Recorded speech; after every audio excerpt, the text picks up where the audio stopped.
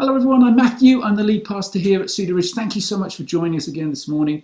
We're actually going to wrap up our series today called Stories of Transformation, and we're going to look at how we can experience change through curiosity and exploration. All of us have doubts, fears, questions about life, about our faith, and that's a normal, healthy part of our faith. And rather than those things holding us back or paralyzing us, they can be positive agents of change in our life as we sort of see ourselves as constant seekers who are always moving into the future with open minds and open hearts to experience more of God. We perhaps have that experience of change because different things happen in our lives, like we might have a crisis of faith or a loss, or we just start asking questions, that are perhaps questions we've not felt empowered to ask before.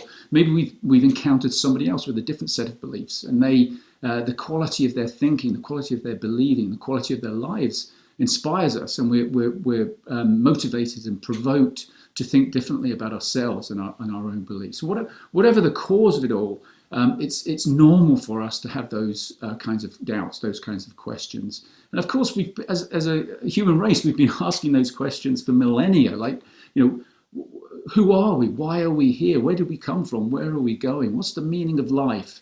What happens after you die? All these kinds of questions have resulted in us forming over millennia all kinds of different beliefs, and those beliefs eventually forming all kinds of different religions and practices. And one of the challenges, though, of course, of religion is that it tends to make our faith, our beliefs static. We feel we've arrived at the truth. And then we try to preserve that truth, and we set up all sorts of rules and regulations to preserve the truth and guard it and keep people safe within it.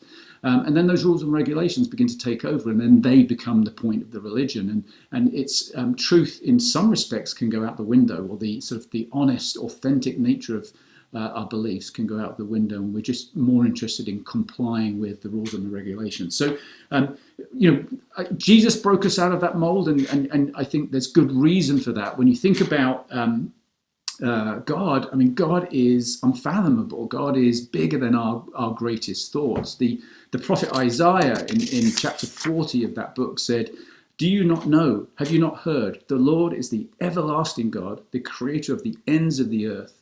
He will not grow tired or weary, and his understanding no one can fathom." Everlasting and greater than the ends of the earth. In other words, bigger than space and bigger than time. And we just can't wrap our minds around that completely.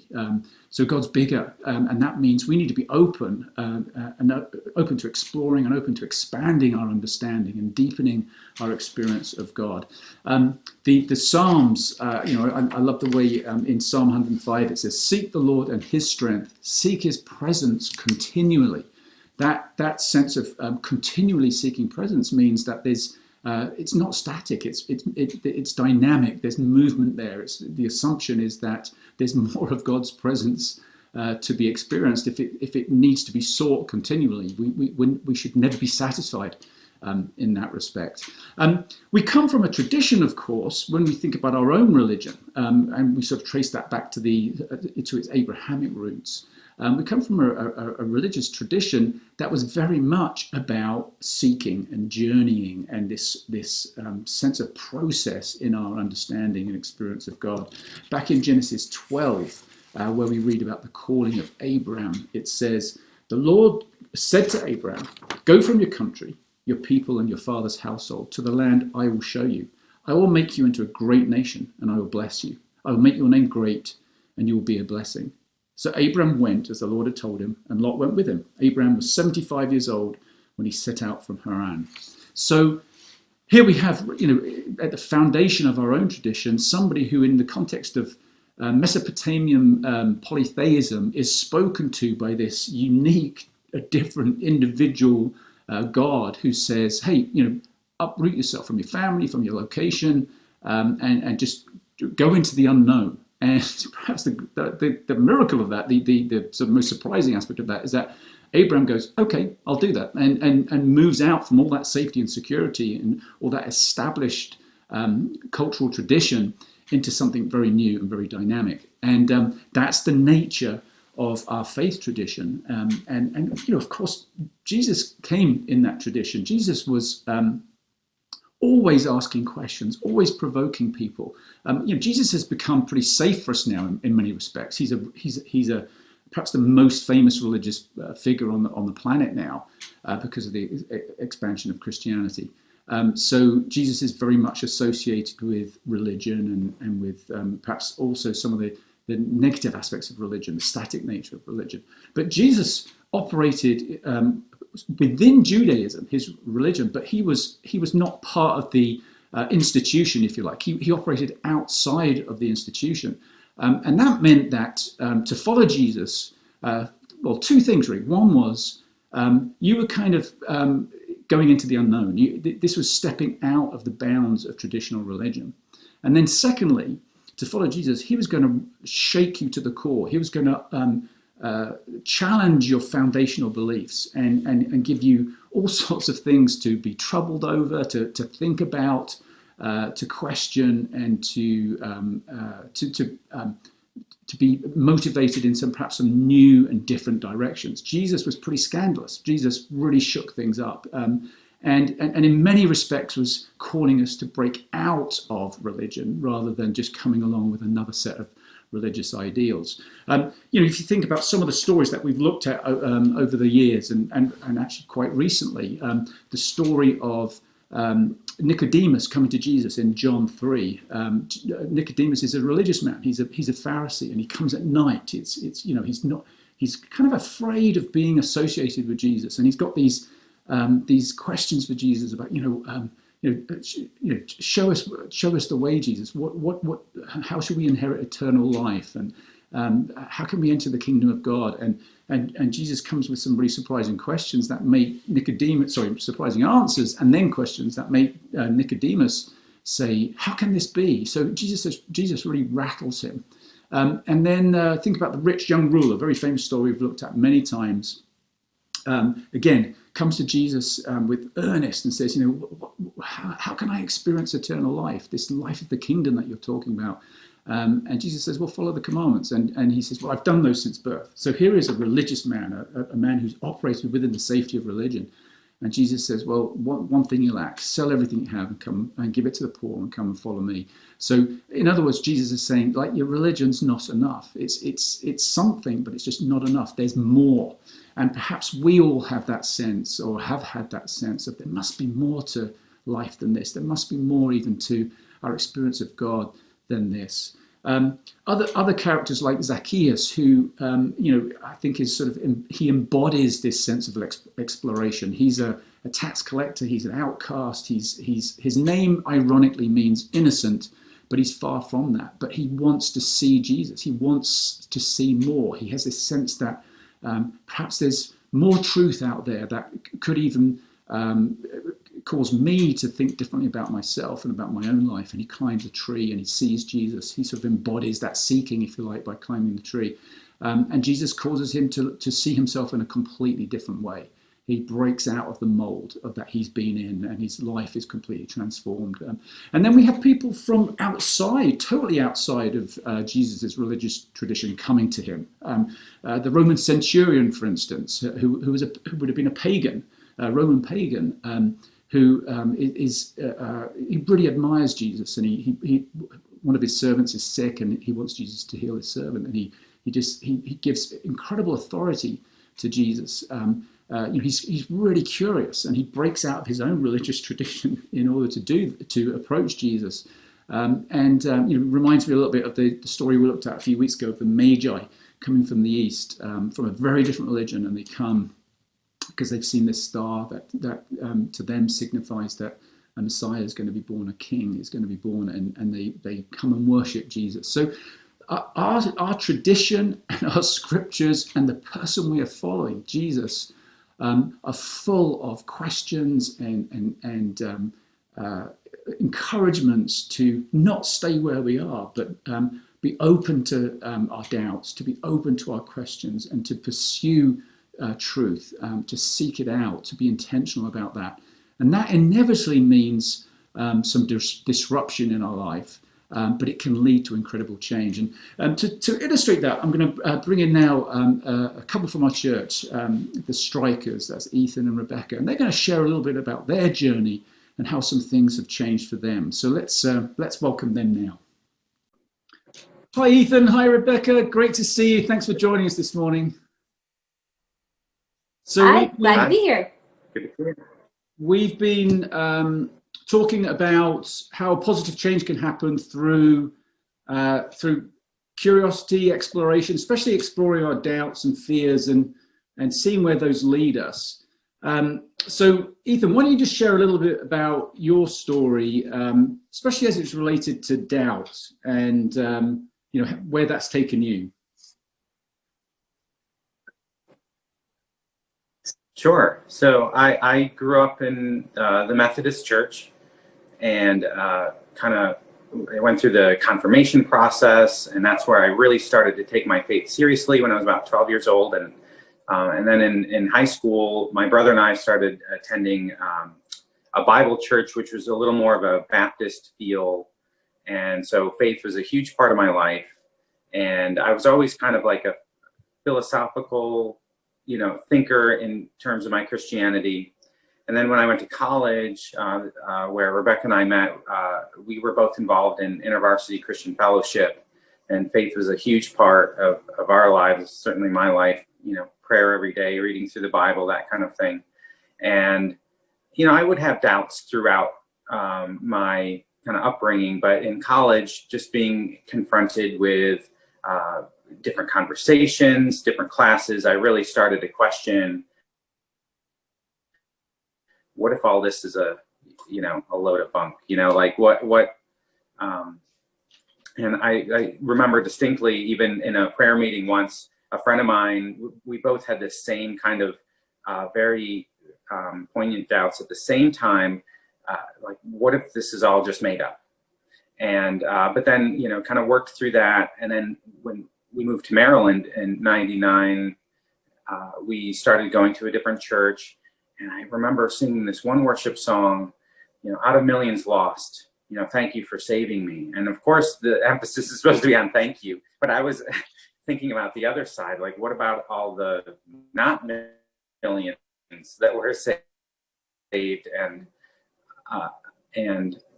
it made me question the justice and the love. How does that all fit together? And so I really started doubting the existence of God. And at the time, the way that I've been brought up, or he doesn't exist at all. And so I started investigating, universalism and things like that.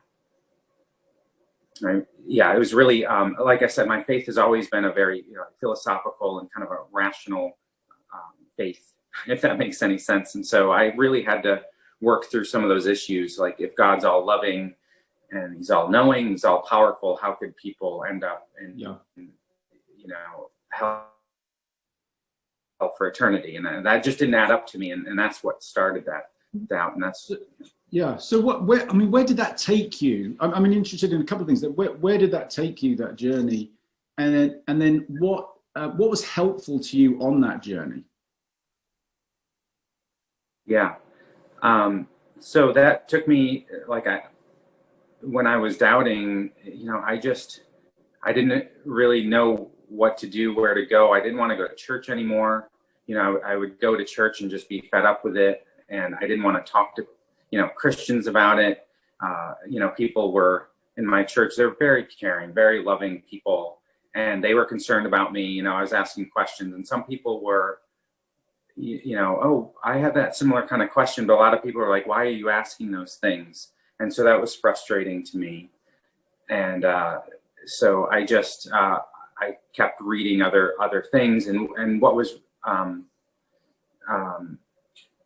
really helpful to me when I kind of came to a breaking point, and we'll get to that, I think, in Rebecca's story, where that tipping point happened, was finding other Christians that had those same questions and same doubts and didn't just accept the pat answers. Mm-hmm. And it's, in particular, reading Brian McLaren's books, A New Kind of Christian, that really helped me a lot. It was like, oh, there's other Christians out there that have these same questions, but they don't just have the pat answers, and they don't just throw it all out. They're wrestling with these things, and then finding other people like Darren at church. You know, like when I met him, was like, wait, you have that same question? Like it was like we were spiritual twins or something, and that kind of thing really helped me to continue my journey. Yeah. So you were at Cedar Ridge by this point. You'd moved from that other church to Cedar Ridge.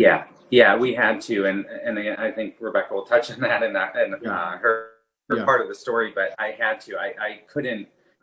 Again, I love the people. They were always just, you know, so nice and welcoming. But I couldn't be in a place where I had all these doubts, where I couldn't work them out. You know, in small group or with pastors or whatever. So I had to go somewhere else. Yeah. So Rebecca, so tell us how was that for you? Were you on a similar journey? How did Ethan's journey impact you? No, we were not on a similar journey. We were not similar at all. So for me, my background is not that much different than Ethan's. You know, I went to church my whole life, and I had a mom. My mom was, and my dad not so much. He wouldn't go to church or anything. But I was very obedient, and you know, and well, not very, but you know, I went to church and followed in my mom's footsteps, and then, like Ethan said, we got really invested in InterVarsity when we went to college, and that was very formative to us.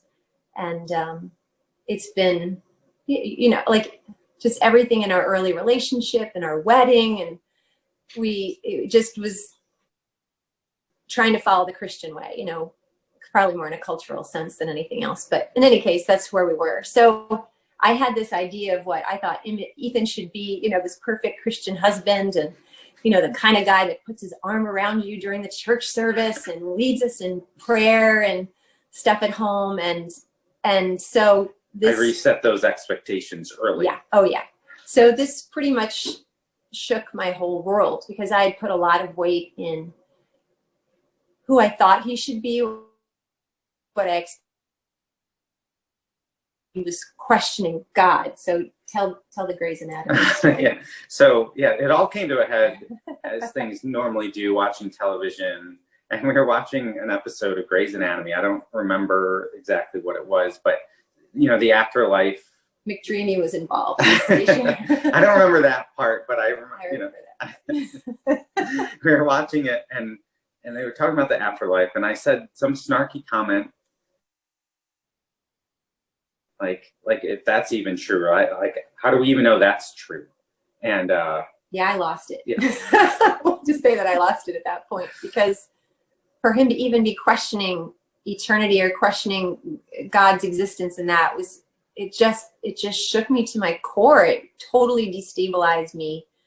And I remember calling my friend who knew, you know, who went to college with us, and being like, what do I do with him? I don't know what to do with him. He's not what I expected that he would be. I know that's a very like newlywed thing to say, but it was really hard. So yeah, that's when he stopped going to church. And then that really hurt, because my whole life, my dad hadn't gone to church. It was my mom taking the kids to church. And then all of a sudden here I was doing that too, without my husband. And so that also made me angry, because I had done everything right. You know, I had married the Christian man. I had planned this all out so perfectly, you know, and you know how that goes. Yeah. So I was left pretty scared and lonely at the time.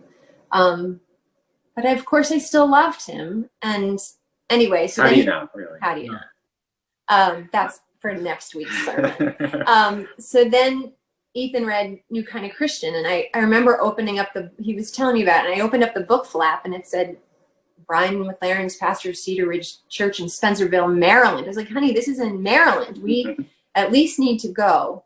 So, so yeah, Cedar Ridge became a very safe place for Ethan, but it was different for me, and it was hard for me, because I was really invested in our previous church. Yeah. I had a really deep sense of belonging.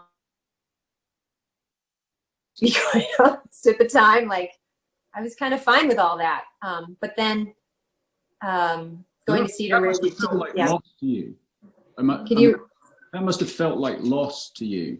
It was a big loss. I think I had to mourn that. But it was a very intentional choice for Ethan to have any faith and for our marriage to have any kind of unity with that. Yeah. So you're at Cedar Ridge. I mean, like, when did you come to Cedar Ridge? What sort of time? 2007. 2007. So that's some time, 13 years ago. Then you tell us what happened. You were talking about the small prophets. I think it was the book of Amos. Might have been the first. Okay. But how was that?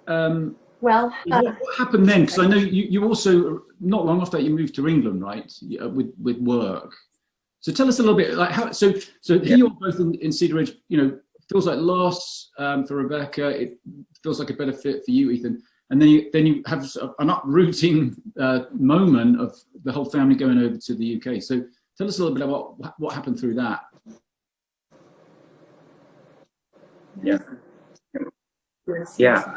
I mean, for me, it was like a breath of fresh air, and I was like, this is the only way.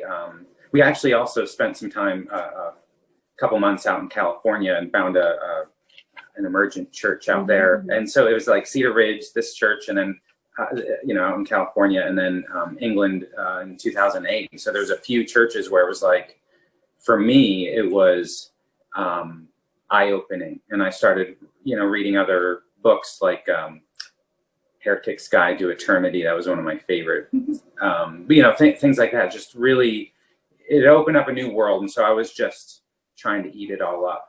Yeah. And I honestly don't remember how it was between us. Yeah. Like, I remember we were in it together, and we were in places that we could both be, but I don't remember exactly because how it was a safe place. Like, for me, a seed, it's like a seed was planted at some point along the line that there could be a different way of thinking about all this, a different way of believing, a different way of reading the Bible.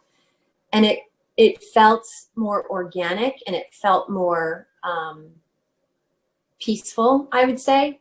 Yeah. So it wasn't as destabilizing or uncentering as I expected it to be. It was actually pretty cool. So, and you, I mean, I know you said, well, so there was that sense of loss, but coming to a church like Cedar Ridge and the church out in California was, you felt like you gained something as well. Yeah. It really made me start to take a deeper look at my faith and start to ask questions. The best way I can describe it is it really started helping me take away a lot of baggage, religious baggage from Christian culture. That kind of, at that point, that was kind of like dogma, like the way the expectations, the standards that I was supposed to maintain as a Christian. And I felt myself kind of just taking each one of those pieces and just evaluating them and saying, okay, is this worth it? Like, is this the way? Does this matter? And it really helped me to shed a lot of unnecessary baggage and weight. It was pretty cool, actually. Yeah. That's really cool. I mean, it's interesting that reminds me of Jesus, because Jesus was constantly removing baggage from people showing. He would sort of challenge the Pharisees that they were always putting baggage on people.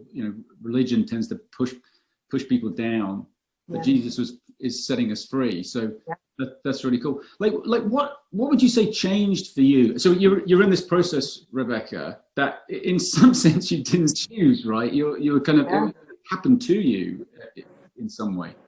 How did you change? I mean, you've shared a little bit about maybe feeling lighter and freer. What kind of change took place to you? Yeah, well, it was kind of like I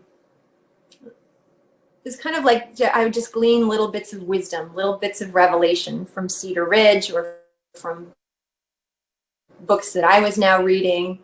I remember reading Brian McLaren and Tony Campolo's book called Adventures in Missing the Point. We read that together. Yeah. And they're just, again, all these different ways of looking at things. And I don't know how to describe this better, but like, it's kind of like inside my mind was kind of like the inner workings of a combination lock.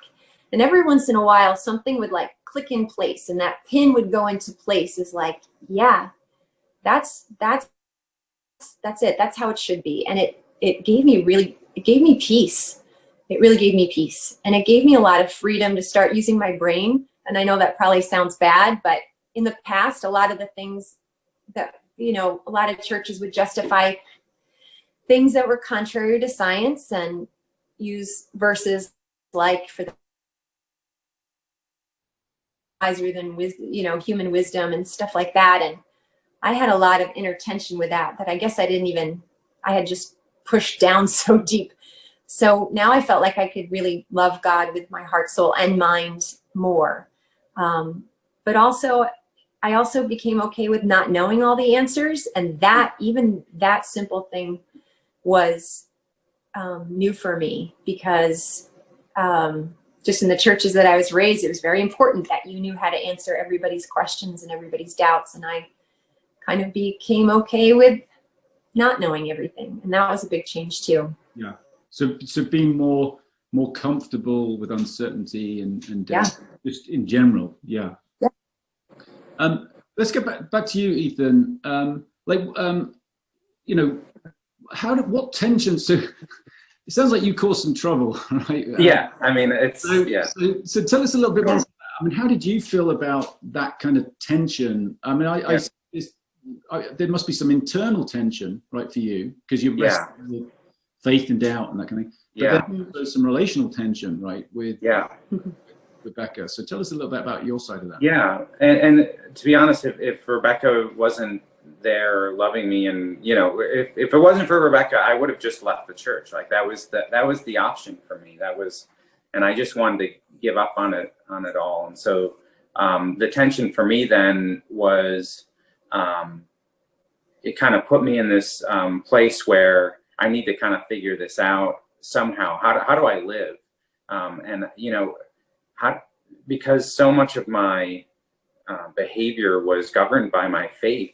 Like if that faith is gone or totally different, how do I live? And so if God exists, live in such a way that it doesn't matter. That might sound strange, but that's why I had to cling to that, because I had to do something. I had to have some kind of a way of moving forward. Just how do I spend my time? And even something like doing like a service thing, like caring for the bees or something. Like if God exists and God wants us to take care of the earth, then beekeeping's a good thing. If God doesn't exist, well, the earth's all we've got. And so we need to take care of our pollinators. And so, there's just not millions, but lots of examples of those where I really had to deal with that for myself. And that was just so that I could, move on, function. That's the word. Yeah. It's just so that I could function. And then, relationship wise, I don't, I think it was just, again, she kept me going to church so that I really had to resolve my my questions in that context for this to work. And that was it's a really cool thing. It's almost, I picture us being, kind of just bound together, and I have to work this out in this context. And it really forced me to work out some issues that I didn't like. Sometimes it's like, I'm wasting my time thinking about this. Can I think about something else? Whether it's hobbies or, learning stuff for work. And it helped me to take the time to try to work out some of these philosophical religious questions so that our relationship was still intact. Yeah. What about for you, Rebecca? How was that? Well, like he said, at first it was just really hard. I had to shift my expectations, not lower my standards, just shift my expectations. And just be very intentional that my love for him is giving is letting him go there and kind of lead us in that way. And it's pretty amazing that, like, I'm so glad it all happened, looking back at it, you know, and I just see God's hand and provision every step of the way. And so I'm abundantly grateful for that. Yeah. I think now I still deal with issues like, because I think differently than some of my family members or some of my Christian friends that I grew up with or went to college with. And so that has a little tension there sometimes. And I think there are times too, like if in my old church, I would know how to raise my kids, you know, because they wrote books and they, you know, they would say, this is what you do to raise up a child in the way he should go. And so now, again, we're not throwing all that out, but like, it just feels like it should take a different shape than, again, that religious kind of feeling to raising kids. Yeah. So last question for you both, you know, same question to both of you.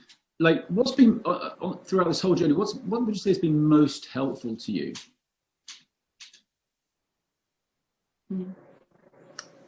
Yeah, for me, it's been books and, you know, and people. You know, I kind of mentioned it before, but just reading, and not just books, but you know, reading articles on, I mean, you know, people that have thought through these kinds of things before me, and it gave me new perspectives. Talking, you know, and it was such a contrast, you know, asking people in my old church, what do you think about this? And they would say, why do you ask these questions? And Matthew, you know, when I met with you 2007, when you said you were welcome to ask those questions here, that meant the world to me. That just, and then again, Darren and other people that have met along the way is like, wow, we've had similar questions, similar struggles, or different questions and struggles, but it's okay. And embracing mystery is big. You know, I mean, I did want to at least have a theory about things. If I don't have the answer, I at least want to have a theory. But like my prayer life, like, how do you have a prayer life if you're doubting God's existence? So a lot of my prayers would be, God, if you're there, if you exist. And then, you know, seeing things kind of play out in life where, you know, you see prayers being answered, or maybe being and things just happening. There's a mystery there. Like, was that God? Was that, you know? And it was like, I think it is. And just embracing that mystery has been really helpful. And talking through that with people that are just patient with me, and will challenge my thinking has been so helpful. It strikes me that it's just not, we just need to know that we're not alone, right? That Yeah. Other people, whether it's through books or through relationships, it's like knowing that we're accepted, that there are other people who struggle and think like us, or you know, have asked the same questions. So what about for you, Rebecca? A lot of time. I think just what's been helpful is just time and being patient with the process. It's obviously not a night and day kind of fix. It took a lot of time, a lot of just opening my mind up to questioning is part of the process too. I think community helps a lot. I think it's a lot of conversations, just especially with Ethan. It's just like hundreds of conversations, just big and little. And so ultimately I'm so grateful, because it really has drawn us closer together as a couple, and certainly made our marriage stronger, and I think in turn strengthened each of our faith individually. Yeah, that's so cool that you've got each other. I mean, that's really precious that you have each other. You walk with each other through this, and it's deepened your faith, deepened your connection. Okay, I was lying. I've got one last question, right? Which is, I think I know what the answer is, but would you go back? I mean, like, you know, as you look back on, because it's been painful and difficult, right? When you think about where you are at now, if you could rewind and it would be, you know, go back to how it was, would you do that? Or has something happened that you feel you couldn't have got here without that?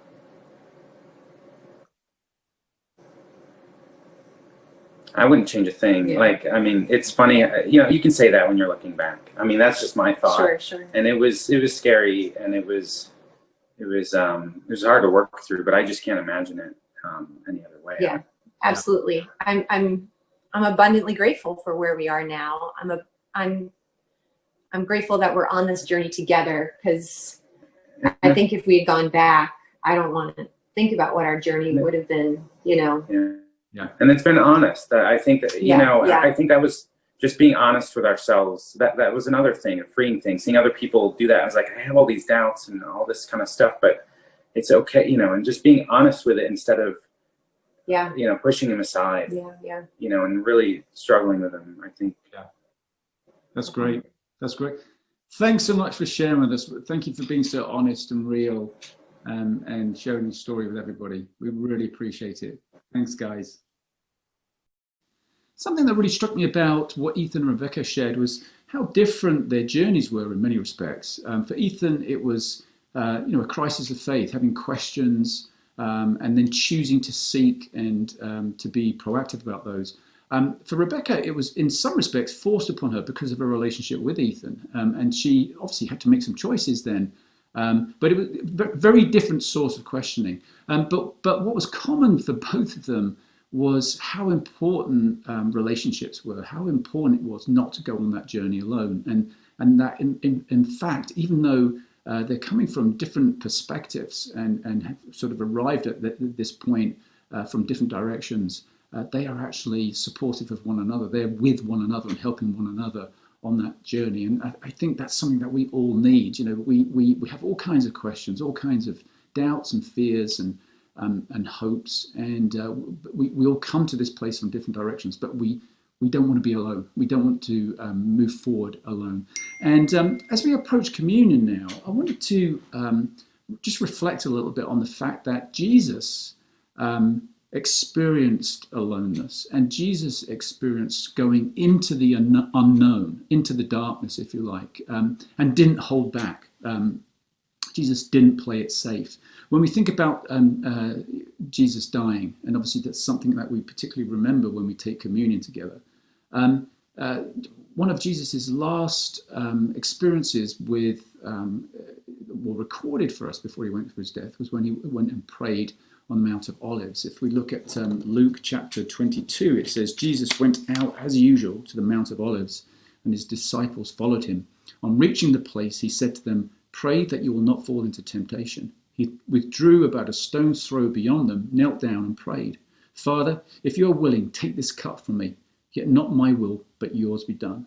An angel from heaven appeared to him and strengthened him, and being in anguish, he prayed more earnestly, and his sweat was like drops of blood falling to the ground. So Jesus is very afraid, and I think he's afraid because I think he has a sense of what's going to happen. He has a sense that he's going to be executed.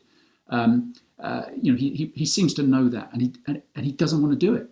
He says, "Take this cup from me. I don't want to go down this pathway." But he surrenders to God. He surrenders to a truth bigger than himself. He says, "Not my will, but your will be done." And I think we often think Jesus knows what the outcome's going to be. He's going to be raised from the dead, and we've talked about that kind of thing before. Who knows what Jesus knew? It's very easy for us to imagine all kinds of things because we're looking back in retrospect. But Jesus is going into darkness here. He's afraid of it. He doesn't want to do it. It seems he would rather not do it. At least, let's say. But he moves into it, trusting God, trusting the enormity of God's love. And as a result of that death that he experiences, literally, there's resurrection and there's something new and more beautiful that comes out of it. And I think we can think about Jesus' example in this, that, we, rather than being afraid to go into the unknown, even when, our doubts and our fears and our questions might disturb us or disrupt us, I think we follow Jesus' model and go into that unknown. We are intentional about it. That's a way we can change and experience new life. We can experience resurrection on the other side. So we're following Jesus' example, but we're also, because Jesus has kind of blazed that trail for us already, we're not alone. And that's, of course, something that we remember, especially through taking communion, that Jesus is with us.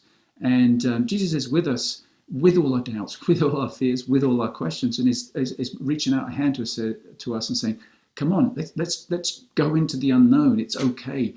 There's resurrection there. There's new life there. That I can lift you to a higher place, a deeper place, a healthier place, rather than being afraid and just staying where we are, and conserving and consolidating and protecting ourselves, and perhaps protecting, even our beliefs and our religion. We're free. We're free to follow Jesus. So let's remember that now, that Jesus is with us, and Jesus has gone into the unknown before us as we take communion together.